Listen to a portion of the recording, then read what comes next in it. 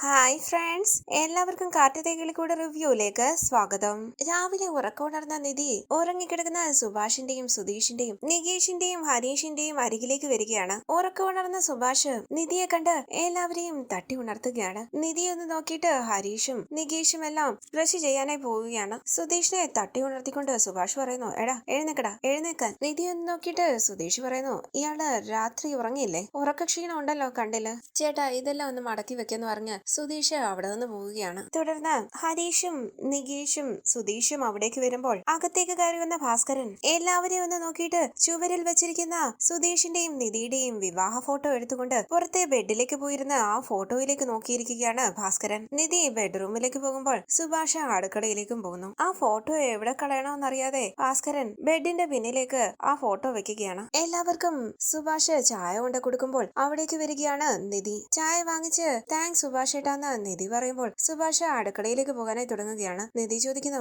എന്നോട് സംസാരിക്കില്ലാന്ന് തീരുമാനിച്ചോ? എഴുന്നേറ്റപ്പോ മുതല് ഞാൻ ശ്രദ്ധിക്കുന്നതാ. എന്താ ഇനിയും എന്നോട് ആരും ഒരിക്കലും മിണ്ടില്ലാന്ന് ഉറപ്പിച്ചാണോ? നികേഷേ എന്താടാ ഇത്? നീ എന്തിനാ കരയുന്നത്? കണ്ണീര് തുടച്ച് അരികിലേക്ക് ചെന്ന് നികേഷ് ചോദിക്കുന്നു, ഏട്ടത്തിക്ക് പോകാതിരുന്നോടെ? സുഭാഷ് പറയുന്നു, നികേഷേ എടാ അങ്ങനെ ഒന്നും ചോദിക്കരുത്. നികേഷ് പറയുന്നു, പ്ലീസ് ഏട്ടത്തി പോയാൽ ഈ വീട് പഴയതുപോലെ തന്നെയാകും. പ്ലീസ് പോകാതിരുന്നോടെ. ഇതൊരു നുണക്കല്യാണം ആണെന്നൊന്നും എനിക്ക് അറിയില്ലായിരുന്നു ഏട്ടത്തി വന്നപ്പോൾ എനിക്കൊരു അമ്മ വന്നതുപോലെയാ തോന്നിയത്. ഇത്രയും കാലം ഈ വീടൊരു നരകമാണെന്നാ ഞാൻ വിശ്വസിച്ചിരുന്നത്. ആ തോന്നല് മാറിയത് ഏട്ടത്തി വന്നപ്പോഴാ. പ്ലീസ് ഏട്ടത്തി ദയവ് ചെയ്ത് പോകാതിരുന്നോടെ. സുഭാഷ് പറയുന്നു, നികേഷ് എടാ നീ വെറുതെ നിധിയെ വിഷമിപ്പിക്കല്ലേ. നികേഷ് പൊട്ടിക്കരയുമ്പോൾ എടാ നികേഷ് എന്ന് വിളിച്ച് ചേർത്ത് പിടിക്കുകയാണ് സുധീഷ്. നികേഷ് പറയുന്നു, ഏട്ടത്തിയോട് പറയേട്ടാ പോകല്ലേന്ന്. ഹരീഷ് പറയുന്നു, ഏട്ടത്തി പോയാൽ നാട്ടുകാർ വീണ്ടും പഴയതുപോലെ പറയുമെന്ന് പേടിച്ചിട്ടല്ല. നിങ്ങൾ വന്നതിന് ശേഷം നികേഷ് എത്രമാത്രം സന്തോഷിക്കുന്നുണ്ടെന്ന് ഞങ്ങൾ കണ്ടതാ. ഈ വീടിനെ പറ്റി എപ്പോഴും ഓർത്ത് വിഷമിച്ചിരുന്നവൻ ചിരിച്ചു കണ്ടത് ഈ അടുത്ത കാലത്താ. അല്ല ആ സന്തോഷം കെട്ടുപോകരുതെന്ന്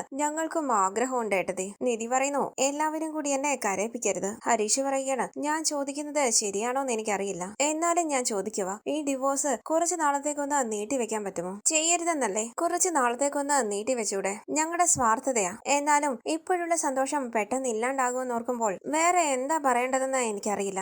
ഞാൻ ചോദിച്ചത് തെറ്റാണെങ്കിൽ എന്നോട് പൊറുക്കണം. നികേഷ് പറയുന്നു, ഏട്ടത്തി വേണമെങ്കിൽ സുധീഷ് ഏട്ടനെ ഡിവോഴ്സ് ചെയ്തോ, അതിലെനിക്ക് വിഷമമില്ല. പക്ഷെ ഇവിടുന്ന് പോകരുത്, ഇവിടെ താമസിച്ചൂടെ? സുധീഷ് പറയുന്നു, നിധി വേണമെങ്കിൽ ഡിവോഴ്സ് വാങ്ങിച്ചോട്ടെ, എനിക്ക് പ്രശ്നമൊന്നുമില്ല. നിധിക്ക് വേണ്ടിയാ ഞാൻ ഈ വിവാഹം കഴിച്ചത്. എന്റെ ജീവിതം തന്നെയായിരുന്നു ഞാൻ പണയം വെച്ചത്. ഇത് വെറും നാടക കല്യാണം, കള്ളക്കല്യാണം, ഫേക്ക് മാരേജ് ആണ് എന്തും പറയാം. പക്ഷെ എന്റെ ലൈഫിൽ ഒരു കല്യാണം നടന്നു. അറിഞ്ഞോ അറിയാതെയോ നിങ്ങൾ എല്ലാവരും കൂടി നാട്ടുകാരുടെ മുമ്പിൽ വെച്ച് അത് ഉറപ്പിക്കുകയും ചെയ്തു. ഇനി നാട്ടിലെ ഓരോരുത്തരെയും കണ്ട് ഇതൊരു ഫേക്ക് മാരേജ് ആയിരുന്നു എന്ന് എനിക്ക് പറയാൻ പറ്റുമോ? നിധിക്കൊരു പ്രശ്നം വന്നപ്പോൾ ഞാൻ എന്റെ ജീവിതം വെച്ച് കളിക്കുകയാണെന്ന് പോലും ഓർക്കാതെയാ ഞാനത് ചെയ്തത്. അതിലിപ്പോൾ ഡിവോഴ്സ് വേണമെങ്കിൽ അതും ആകാം കേട്ടോ. നിധിക്ക് വേണ്ടി അത് ചെയ്യാൻ ഞാൻ തയ്യാറാ. സുഭാഷ് പറയുന്നു, എടാ നിങ്ങളോടല്ലേ ഇന്നലെ രാത്രി മുഴുവൻ ഞാൻ സംസാരിച്ചത്. ഇതൊന്ന് അവസാനിപ്പിക്കുക. എല്ലാവരും കൂടി ആ കുട്ടിയെ ഇങ്ങനെ കഷ്ടപ്പെടുത്തരുതേ. അങ്ങനെ ഒരു സമയത്ത് കല്യാണം എന്നൊരു തീരുമാനം എടുക്കുമ്പോൾ നിന്റെ മാത്രമല്ല ആ കുട്ടിയുടെ ജീവിതം അവിടെ പണയം വെക്കുകയായിരുന്നു. എടാ അതൊരു ഫേക്ക് മാരേജ് ആണെന്ന് ബോധ്യപ്പെടുത്തിയിട്ടല്ലേ ആ കുട്ടി അതിന് തയ്യാറായത്. അപ്പൊ പിന്നെ അവളെ കുറ്റപ്പെടുത്തുന്ന രീതിയിൽ സംസാരിക്കരുത് സുധീഷേ. സുധീഷ് പറയുന്നു, അയ്യോ സുഭാഷ് ഏട്ടാ ഞാൻ അവളെ കുറ്റപ്പെടുത്തിയതല്ല. ഞാനും ഒരുപാട് വിഷമം അനുഭവിക്കുന്നുണ്ട്. ഞാനും സങ്കടപ്പെട്ടും ഉള്ളു കലങ്ങിയും തന്നെയാണ് കടന്നു പോകുന്നത്. എന്താണെങ്കിലും നിധിക്ക് ഒരു ആവശ്യമുണ്ടെങ്കിൽ അത് ചെയ്തു കൊടുക്കാൻ ഞാൻ തയ്യാറാണെന്നാ പറഞ്ഞത്. നികേഷ് പറയുന്നു, സോറി ഏട്ടത്തെ, ഹരീഷ് ഏട്ടൻ പറഞ്ഞതുപോലെ ഞങ്ങൾ ഞങ്ങളുടെ സ്വാർത്ഥത കൊണ്ട് ചോദിച്ചതാ. സോറി. നിധി പറയുന്നു, ഇല്ല നികേഷ്, ശരിക്കും ഞാനാ നിങ്ങളോടൊക്കെ സോറി പറയേണ്ടത്. എനിക്ക് കയറി കിടക്കാൻ ഒരിടം തന്നതല്ലേ. സുഭാഷ് പറയുന്നു, അയ്യോ മോളെ അങ്ങനെയൊന്നും പറയല്ലേ. അങ്ങനെ ഒരു ക്ലെയിമും ഇവിടെ ആർക്കും ഇല്ല. ഒരു കാര്യം ഞാൻ പറയട്ടെ, നീ ആഗ്രഹിക്കുന്നത് പോലെ ഡിവോഴ്സിന് അപ്ലൈ ചെയ്താൽ കുറച്ച് നാളുകൾ എടുക്കും. അത്രയും കാലം നിനക്ക് ഇവിടെ താമസിച്ചൂടെ? ഒരു വീട് വാടകയ്ക്ക് എടുത്ത് അവിടെ പോയി തനിയെ നിൽക്കുന്നതിലും നല്ലതല്ലേ ഇവിടെ നിൽക്കുന്നത്. മോളെ ഞങ്ങൾ ആരും നിനക്ക് ഒരു ബുദ്ധിമുട്ടും ഉണ്ടാക്കില്ല. ജോലി ചെയ്യണമെങ്കിൽ ഇവിടെ നിന്ന് ജോലി ചെയ്യാം, പഠിക്കണമെങ്കിൽ ഇവിടെ നിന്ന് പഠിക്കാം. നിന്റെ സ്വപ്നങ്ങൾ എന്തൊക്കെയാണോ അതൊക്കെ സാധിക്കാൻ ഞങ്ങൾ കൂടെ നിൽക്കാം. മോളെ എന്ത് തീരുമാനിച്ചാലും അത് ഇവിടെ നിന്ന് ചെയ്തോടെ. നികേഷ് പറയുകയാണ്, ശരിയെന്ന് പറയേട്ടത്തി പ്ലീസ്. നിങ്ങളുടെ കല്യാണം എങ്ങനെ നടന്നതെന്ന് എനിക്കറിയില്ല, പക്ഷേ ഏട്ടത്തി എന്ന് വിളിച്ച് കൂടെ നടക്കുമ്പോൾ സംസാരിക്കുമ്പോൾ അമ്പലത്തിൽ പോകുമ്പോൾ അപ്പോഴൊന്നും നാളെ ഇത് ഇല്ലാതാകുമെന്ന് ഞാൻ വിചാരിച്ചില്ല ഏട്ടത്തി. അങ്ങനെ കൈകൂപ്പി പൊട്ടിക്കരയുകയാണ് നികേഷ്. ഇത് കണ്ട് നിധി കരയുമ്പോൾ നികേഷ് പറയുന്നു, പ്ലീസ് പോകല്ലേ ഏട്ടത്തി. കയ്യിൽ പിടിച്ച് നിധി പറയുന്നു, കരയല്ലേ നികേഷ്. ശരി സമ്മതിച്ചു, തൽക്കാലം ഞാൻ പോകുന്നില്ല, പോരെ. ഇത് കേട്ട് എല്ലാവരും സന്തോഷത്തോടു കൂടി നിൽക്കുമ്പോൾ സുധീഷ് മനസ്സിൽ പറയുകയാണ്, എന്നാലും ഇനിയുള്ള കാലം സുധീഷിന്റെ വൈഫായിട്ട് ജീവിച്ചൂടെന്ന് ഒരുത്തിനെങ്കിലും ചോദിക്കാൻ തോന്നുന്നുണ്ടോ? എന്റെ കല്യാണം പൊളിഞ്ഞു പോയാലും ഒരു പ്രശ്നമില്ല, ഡിവോഴ്സ് വരെ ചെയ്തോ, എന്നാലും ഇവിടുന്ന് പോകരുത്. എന്റെ ലൈഫിനെ പറ്റി ഒരുത്തനും ടെൻഷൻ ഇല്ല. നികേഷ് പറയുന്നു അപ്പൊ ഏട്ടത്തി പോകില്ലെന്ന് ഉറപ്പാണല്ലോ. നിധി പറയുകയാണ് തൽക്കാലത്തേക്ക് പോകുന്നില്ല. പോരെ. നികേഷ് പറയുന്നു മതി, കുറച്ചു നാളത്തേക്ക് ഇവിടെ ഉണ്ടാകുമല്ലോ, അത് മതി.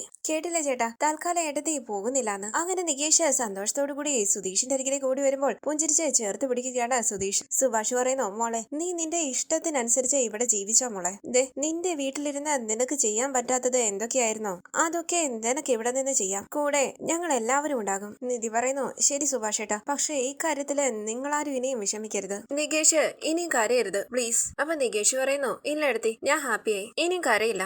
അങ്ങനെ ഭഗവാന്റെ മുമ്പിലേക്ക് ചെന്ന് നിന്ന് പ്രാർത്ഥിക്കുകയാണ് നികേഷ്. പുഞ്ചിരിച്ച് നികേഷിന്റെ അരികിലേക്ക് വന്ന് നിൽക്കുകയാണ് സുഭാഷും ഹരീഷും. അരികിലേക്ക് ഓടി വന്ന് അവരെ കെട്ടിപ്പിടിച്ചുകൊണ്ട് സുധീഷ് പറയുന്നു നികേഷേ, സുഭാഷ് ഏട്ടാ, നമ്മുടെ നിധി പോകുന്നില്ല. സുഭാഷ് തിരിഞ്ഞ് സുധീഷിനെ ഒന്ന് നോക്കിയിട്ട് പുഞ്ചിരിച്ച് എല്ലാവരെയും നോക്കുകയാണ്. സുഭാഷ് സന്തോഷത്തോടു കൂടി അവരെ കെട്ടിപ്പിടിക്കുന്നു. തുടർന്ന് അടുക്കളയിലേക്ക് വന്ന ഹരീഷ് പറയുന്നു സുഭാഷ് ഏട്ടാ, സോറി സുഭാഷ് ഏട്ടാ, എന്നോട് ദേഷ്യമൊന്നും ഇല്ലല്ലോ. അപ്പൊ സുഭാഷ് ചോദിക്കണേ എന്തിന്, നീ അത് മനസ്സിൽ നിന്ന് ഇതുവരെ വിട്ടില്ലേ? ഹരീഷ് പറയുന്നു വക്കീൽ അത് പറഞ്ഞത് കേട്ടതും എനിക്ക് ഭയങ്കര ഷോക്കായി പോയി, അതാ അപ്പൊ തന്നെ ഞാൻ വന്നത്. നികേഷ് പറയുന്നു ഏട്ടത്തി പോകുമെന്ന് പറഞ്ഞു കേട്ടപ്പോൾ ഞാനും ആകെ പേടിച്ചു പോയി ചേട്ടാ. നമ്മുടെ അച്ഛനടക്കം എല്ലാവരും ഒരുപാട് മാറി വരികയായിരുന്നു. പെട്ടെന്ന് അതൊക്കെ പഴയ മട്ടിലാകുമെന്നോർത്ത് പേടിച്ചുപോയി. സുഭാഷ് ചോദിക്കുന്നു എടാ, ഇനി അത് തന്നെ ഓർത്തിട്ട് വിഷമിക്കുന്നത് എന്തിനാ? അവളിപ്പോ എന്തായാലും പോകില്ല എന്ന് പറഞ്ഞില്ലേ? ഹരീഷ് പറയുന്നു ആദ്യം മുതലേ എനിക്ക് സംശയം ഉണ്ടായിരുന്നു. ദിവസവും സുധീഷ് ഏട്ടൻ നമ്മുടെ ഒപ്പം വന്നു കിടക്കുന്നു. രണ്ടുപേരും സംസാരിക്കുന്ന രീതിയെ ശരിയല്ല, എന്തോ കുഴപ്പമുണ്ടെന്ന് എനിക്ക് തോന്നിയിരുന്നു. പക്ഷെ അതിന്റെ പേരില് ഞാൻ സംശയിച്ചതും ശകാരിച്ചതും ഒക്കെ. സോറി സുഭാഷ് ഏട്ടാ. നികേഷ് ചോദിക്കുന്നു ഹരീഷ് ഏട്ടൻ എന്തിനാ സുഭാഷ് ഏട്ടനോട് സോറി പറയുന്നത്?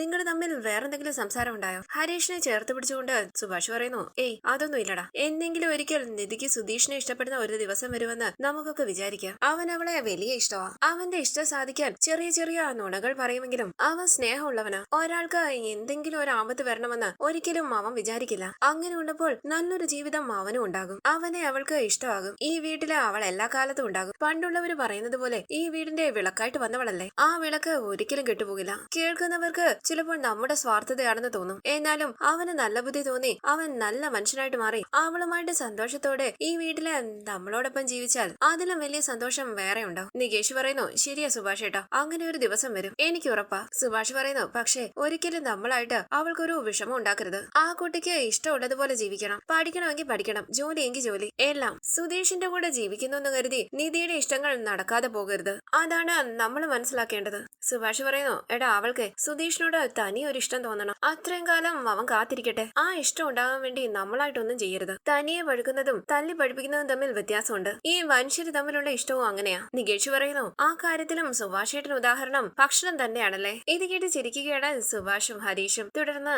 2 പ്ലേറ്റിൽ മാമ്പഴവുമായിട്ട് വന്ന ഹരീഷ് അതിലൊരു പ്ലേറ്റ് നികേഷിന് കൊടുക്കുകയാണ്. ഈ സമയം പുഞ്ചിരിച്ച എടാ ഹരീഷ് എന്ന് വിളിച്ച് സുധീഷ് അവിടേക്ക് വരുമ്പോൾ ഹരീഷ് ചോദിക്കുന്നു മാങ്ങ വേണോ? സുധീഷ് പറയുന്നു ഏയ് എനിക്ക് വേണ്ട. എടാ, നീ എന്നെ ഇങ്ങനെ സപ്പോർട്ട് ചെയ്യുമെന്ന് ഞാൻ പ്രതീക്ഷിച്ചില്ല. ഹരീഷ് ചോദിക്കുന്നു ഞാനപ്പോ സപ്പോർട്ട് ചെയ്തു? സുധീഷ് പറയുകയാണ് എടാ, ആ ഡിവോഴ്സ് പെറ്റീഷൻ കുറച്ചു നാളത്തേക്ക് നീട്ടി വെച്ചൂടെന്ന് നീ നിധിയോട് ചോദിച്ചില്ലേ? ഹരീഷ് പറയുന്നു ഓ അതോ? സുധീഷ് പറയുകയാണ് പൊതുവെ വാ തുറക്കില്ല, പക്ഷെ പറയേണ്ടത് പറയേണ്ട സമയത്ത് കൃത്യമായിട്ട് പറഞ്ഞിരിക്കും. അതാണ് എന്റെ ഹരീഷ് മോൻ. ഇത് കേട്ട് നികേഷ് പുഞ്ചിരിക്കുമ്പോൾ സുധീഷ് പറയുകയാണ് എടാ, എന്ത് കരച്ചിലായിരുന്നു നീ? പട്ടി മോങ്ങുന്നത് പോലെ മോങ്ങിയത്. നികേഷ് ചോദിക്കുകയാണ് അത് പിന്നെ കരച്ചിൽ വന്നാ കരയണ്ടേ? സുധീഷ് ഏട്ടൻ ഈ വീട്ടിൽ നിന്ന് പോവുകയാണെന്ന് പറഞ്ഞാൽ ഞാൻ കരയില്ല, പക്ഷെ ഏട്ടത്തിയുടെ കാര്യം അങ്ങനെയാണോ? എന്തുമാത്രം സങ്കടമായെന്നറിയാമോ? സുധീഷ് പറയുന്നു അത് തന്നെ. ഇന്ന് എന്തായാലും ഒരു കാര്യം എനിക്ക് മനസ്സിലായി. ഞാനൊരു പെൺകുട്ടിയെ കൂട്ടിക്കൊണ്ടു വന്നു. ആ പെൺകുട്ടിയെ എല്ലാവർക്കും ഇഷ്ടമായി, പക്ഷെ എന്നെ ആർക്കും കണ്ടുകൂടാ. നികേഷ് പറയുന്നു ഏയ് അങ്ങനെയൊന്നും ഇല്ല ചേട്ടാ. ഹരീഷ് പറയുകയാണ് ഏയ് ഇത്തിരി അങ്ങനെയുണ്ട്. അതിലിപ്പോ എന്താ സംശയം? അവിടേക്ക് വന്നാ നിധി ചോദിക്കുന്നു വരാല്ലോ അല്ലേ? അപ്പൊ സുധീഷ് പറയുകയാണ് പിന്നെ ഇത് പത്മനാഭപുരം പാലസ് ആണല്ലോ, ടിക്കറ്റ് എടുത്തിട്ട് വേണം ലോകത്തേക്ക് വരാൻ. നികേഷ് ചോദിക്കുന്നു ഏട്ടത്തി മാമ്പഴം വേണോ? നിധി പറയുകയാണ് ഏയ് വേണ്ട. എന്തോ സംസാരിച്ചോണ്ടിരിക്കുകയായിരുന്നല്ലോ, ഞാൻ ഡിസ്റ്റർബൻസ് ആയോ? സുധീഷ് പറയുകയാണ് അതെ അതെ, ഞങ്ങളെ കുറെ സ്ഥലം വാങ്ങി ഒരു റിസോർട്ട് പണിയുന്നതിനെ പറ്റിയുള്ള ഡിസ്കഷനിലായിരുന്നേ. ഓരോരുത്തരുടെയും അക്കൗണ്ടിൽ എത്ര ബാലൻസ് ഉണ്ടെന്നുള്ളതിനെ കുറിച്ച് പറയുകയായിരുന്നു. ഹരീഷ് പറയുകയാണ് വാളിപ്പ് വിട് സുധീഷേട്ടാ. നികേഷ് പറയുന്നു ഏട്ടത്തി ദാ ഇങ്ങോട്ടിരിക്കാം. നിധി അവിടേക്ക് ഇരിക്കുമ്പോൾ ഒരു വലിയ പീസ് എടുക്കാന്ന് പറഞ്ഞ് സുധീഷ് മാങ്ങ എടുത്ത് കഴിക്കുകയാണ്. നിധി പറയുന്നു ഞാനൊരു കാര്യം സംസാരിക്കാൻ വന്നതാ. നികേഷ് പറയുന്നു പറയേട്ടത്തി. അപ്പൊ നിധി പറയുകയാണ് ചോദിക്കുന്നത് ശരിയല്ല എന്നറിയാം, എന്നാലും ചോദിക്കുക. നിങ്ങൾ എന്താ സുഭാഷ് ഏട്ടന് കല്യാണമൊന്നും ആലോചിക്കാത്തത്? സുധീഷ് പറയുകയാണ് നല്ല കാര്യമായി. ഞങ്ങൾ ആലോചിക്കാത്തതാണെന്നാണോ വിചാരിച്ചു വെച്ചിരിക്കുന്നത്? അതൊക്കെ ഞങ്ങൾ ഒരുപാട് ആലോചിച്ചതാ, കുറെ പെണ്ണ് കാണുകയും ചെയ്തു, പക്ഷെ ഒന്നും അങ്ങോട്ട് നടക്കുന്നില്ല. എന്ത് ചെയ്യും? നിധി പറയുന്നു അന്നൊരു ബ്രോക്കർ വന്ന ഒരു പെൺകുട്ടിയുടെ കാര്യം പറഞ്ഞിരുന്നില്ലേ, അതിനുശേഷം അതിനെപ്പറ്റിയൊന്നും സംസാരിച്ചില്ല. നികേഷ് പറയുന്നു അയാൾ ഒരുപാട് സ്ഥലത്ത് കൊണ്ടുപോയി പെണ്ണ് കാണിച്ചു, പക്ഷെ ഒന്നും നടന്നില്ല. അയാളുടെ കൂടെ കൂടെ നടന്നിട്ടാ ആളുകള് സുഭാഷ് ഏട്ടനെ ഇന്നും കാപ്പി കൂടി ഉണ്ടോന്ന് ചോദിച്ചാ കളിയാക്കുന്നത്. നിധി പറയുകയാണ് എന്ന് വെച്ച് അതിന് വേണ്ട, അങ്ങനെ അങ്ങ് വിട്ടേക്കാമെന്ന് തീരുമാനിച്ചു. സുധീഷ് പറയുകയാണ് അല്ല, അങ്ങനെയൊന്നും ആരും വിചാരിച്ചിട്ടൊന്നുമില്ല. ഈ ചേട്ടന്റെ കല്യാണം കഴിയണമെന്ന് തന്നെയാ ഞങ്ങളുടെ ആഗ്രഹം. നിധി പറയുന്നു സുനന്ദയുടെ കല്യാണം നടക്കാൻ പോകുക. അത് സുഭാഷ് ഏട്ടനെ ശരിക്കും ബാധിച്ചിട്ടുണ്ട്. അത് നിങ്ങൾ മനസ്സിലാക്കിയിട്ടുണ്ടോ? ഹരീഷ് ചോദിക്കുന്നു. അതിൽ ഇനിയും വാദിക്കാൻ എന്താ ഉള്ളത്? നിധി പറയുകയാണ് സുനന്ദയ്ക്ക് സുഭാഷ് ഏട്ടനെ ഇഷ്ടമാ. സുഭാഷ് ഏട്ടനും അങ്ങനെ തന്നെയാണെന്നാ ഞാൻ വിചാരിക്കുന്നത്. ഹരീഷ് പറയുകയാണ് അത് നടക്കാൻ പോകുന്നില്ല എന്ന് ഇവിടെ എല്ലാവർക്കും അറിയാം. സുഭാഷ് ഏട്ടൻ അങ്ങനെ ഒരു ആഗ്രഹം ഉണ്ടെന്നേ എനിക്ക് തോന്നുന്നില്ല. ആ വീട്ടിൽ ആരും സമ്മതിക്കില്ല. എന്നാൽ ആ കുട്ടി ധൈര്യത്തോടെ ഒന്നും ചെയ്യുകയില്ല. നിധി പറയുന്നു എല്ലാവരെ കൊണ്ടും വീട്ടുകാരെയൊക്കെ എതിർത്ത് ധൈര്യത്തോടെ ഒരു തീരുമാനം എടുക്കാൻ കഴിയണമെന്നില്ല ഹരീഷ്. സുനന്ദയ്ക്ക് സുഭാഷ് ഏട്ടനെ ഇഷ്ടമാണ്. പക്ഷെ ഒരു തീരുമാനം എടുത്ത് ഇറങ്ങി വരാൻ പറ്റാത്ത സ്ഥിതിയിലായി പോയെന്നേ ഉള്ളൂ. ഹരീഷ് പറയുന്നു അതൊന്നും നടക്കാൻ പോകുന്നില്ല. നടക്കാണ്ടിരിക്കുന്നതാ ഒരു കണക്കിന് നല്ലത്. സുധീഷ് പറയുന്നു അത് ശരിയാ, ആ വീട് നമ്മളും ഒരിക്കലും ചേരാൻ പോകുന്നില്ല. നമ്മൾ ഒറ്റക്കാലിൽ നിന്ന് വാശി പിടിച്ചാലും ആ വീട്ടുകാര് ഈ കല്യാണത്തിന് സമ്മതിക്കാൻ പോകുന്നില്ല. നികേഷ് പറയുന്നു അതെ ഏടത്തി, നമുക്ക് വേറെ കല്യാണം ആലോചിക്കുന്നതാണ് നല്ലത്.